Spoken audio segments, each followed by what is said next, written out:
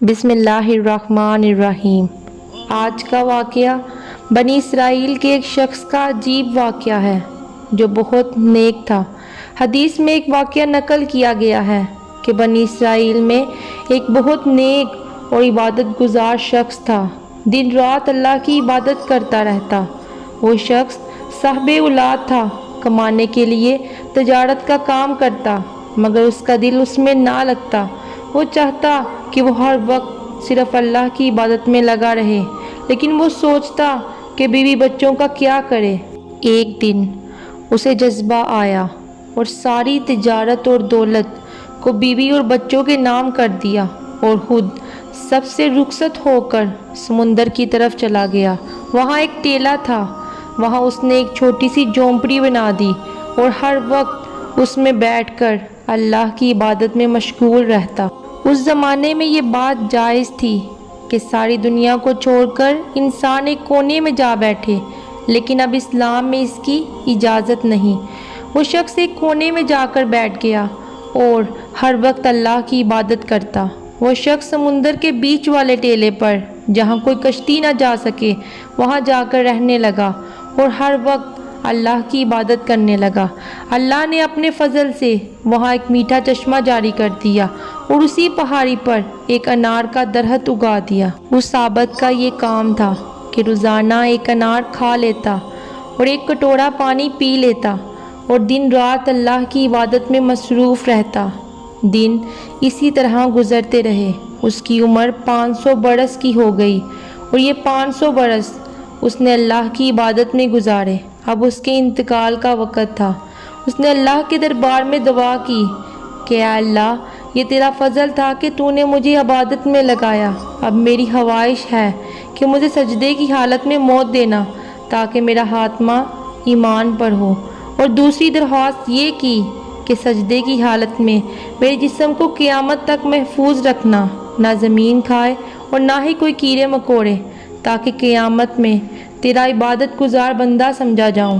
اللہ تعالیٰ نے اس کی دونوں دعائیں قبول فرمائیں۔ عین نماز میں سجدے کی حالت میں اس کا انتقال ہوا اور اس کا بدن بھی محفوظ ہے۔ نبی کریم صلی اللہ علیہ وسلم فرماتے ہیں کہ آج تک اس کا جسم محفوظ ہے۔ اللہ تعالیٰ نے اس ٹیلے پر بڑے بڑے گنجان درخت اگا دیے کہ وہاں کوئی نہ جا سکے، اور اس کا بدن آج تک محفوظ ہے اور قیامت تک محفوظ رہے گا۔ وہاں نہ کوئی جانور جاتا ہے اور نہ کوئی انسان۔ اسی حالت میں اللہ کے سامنے اس کی پیشی ہوگی۔ جب اللہ کے دربار میں اس کی پیشی ہوگی تو اللہ تعالیٰ ارشاد فرمائیں گے کہ اے بندے، میں نے اپنے فضل و کرم سے تجھے بخشا اور تجھے بڑے مقامات دیے، جنت میں جا کر آرام کر۔ بندہ عرض کرے گا، اے اللہ، میں نے تو ساری عمر تیری عبادت میں گزاری، پھر بھی تیرے فضل سے جنت میں جاؤں گا؟ میں تو اپنی عبادت کے بدلے جنت میں جا رہا ہوں۔ اللہ تعالیٰ فرمائیں گے، نہیں، ہم تجھے اپنے فضل سے جنت میں بھیج رہے ہیں۔ وہ پھر کہے گا، نہیں اے اللہ، میری عبادت پھر کس کام آئے گی؟ میں تو اپنی عبادت کے بدلے جنت میں جا رہا ہوں۔ تو حکم ہوگا کہ اسے جہنم کے قریب لے جا کر کھڑا کر دو۔ جہنم میں داخل مت کرنا، اسے اتنا دور رکھنا کہ جہنم کا راستہ وہاں سے 500 برس کا ہو۔ فرشتے اس کو لے کر جائیں گے اور اسے وہاں کھڑا کر دیں گے۔ جہنم کی طرف سے گرم ہوا اور آگ کی لپیٹ آئے گی، اس کی وجہ سے وہ سر سے پاؤں تک خشک ہو جائے گا اور زبان پر کانٹے کھڑے ہو جائیں گے۔ وہ پیاس پیاس چلانا شروع ہو جائے گا۔ اسی وقت اس کے سامنے ٹھنڈے پانی کا کٹورا آئے گا تو وہ عابد کہے گا کہ اے خدا کے بندے، یہ پانی مجھے دے دے، میں بالکل مرنے کی حالت میں ہوں۔ آواز آئے گی، کٹورا تو ملے گا، لیکن اس کی قیمت ہے، مفت میں نہیں ملے گا۔ وہ پوچھے گا، اس کی کیا قیمت ہے؟ کہا جائے گا، جس نے خالص 500 برس کی عبادت کی ہو، وہ اگر اپنی عبادت پیش کرے تو یہ کٹورا پانی کا اسے مل سکتا ہے۔ وہ عابد کہے گا کہ میرے پاس 500 برس کی عبادت ہے۔ وہ اس عبادت کو پیش کر دے گا اور وہ کٹورا پانی لے لے گا۔ پانی پی کر اس کی جان میں جان آ جائے گی۔ اللہ تعالیٰ فرمائیں گے کہ اسے واپس لاؤ۔ پھر اللہ کے حضور اس کی پیشی ہوگی۔ اللہ پوچھیں گے کہ اے بندے، تیری 500 برس کی عبادت کے بدلے تو آزاد ہو گیا، 500 برس کی عبادت کے بدلے کٹورا پانی لے لیا، اور یہ قیمت تو نے خود تجویز کی، لہٰذا اب سب کچھ برابر ہو گیا، اب ہمارے ذمے کچھ نہیں، تجھے تیری عبادت کا صلہ مل گیا۔ اب وہ جو تم نے لاکھوں دانے انار کے کھائے ہیں، ایک ایک دانے کا حساب دے کہ اس کے بدلے میں تو نے کتنی نمازیں پڑھی ہیں، کتنے سجدے کیے ہیں، اور وہ جو ہزاروں کٹورے پانی کے پیے ہیں، ایک ایک قطرے کا حساب دے، اس پانی کے بدلے کتنی عبادت کی ہے، اور جو تو ٹھنڈا سانس لیتا تھا جس سے تیری زندگی قائم تھی، ایک ایک سانس کا حساب دے کہ اس کے بدلے میں کیا عبادت لے کر آیا ہے، اور وہ جو تیری آنکھوں میں ہم نے روشنی دی تھی جس سے تو دنیا کے نظارے دیکھتا تھا، ایک ایک نظارے کا حساب دے، اس کے بدلے میں کتنی عبادت لے کر آیا ہے۔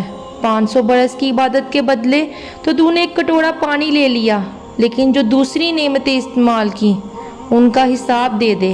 بندہ تھر تھرائے گا اور کہے گا، بے شک اے اللہ، نجات صرف آپ کے فضل سے ہوگی، کسی کا عمل کسی کو نجات نہیں دلا سکتا۔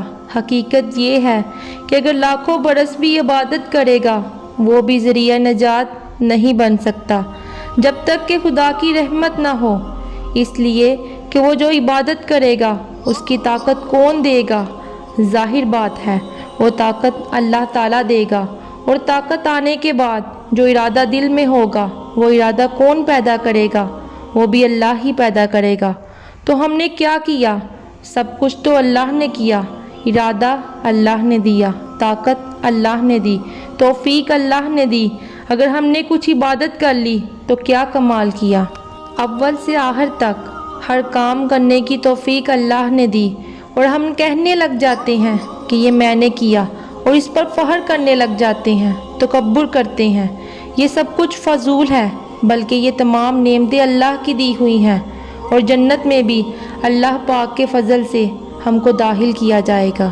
بہت سے لوگ نماز پڑھنے کے بعد، عبادت کرنے کے بعد اس پر غرور کرتے ہیں، اس پر اکراتے ہیں، کہ جبکہ اللہ پاک فرماتے ہیں کہ میں غرور کرنے والوں کو پسند نہیں کرتا۔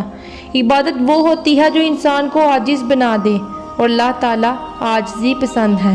اگر عبادت کے باوجود آپ کے اندر عاجزی نہیں تو آپ کی عبادت، آپ کی نمازیں، آپ کے سجدے، آپ کے نوافل بالکل بے فضول ہیں۔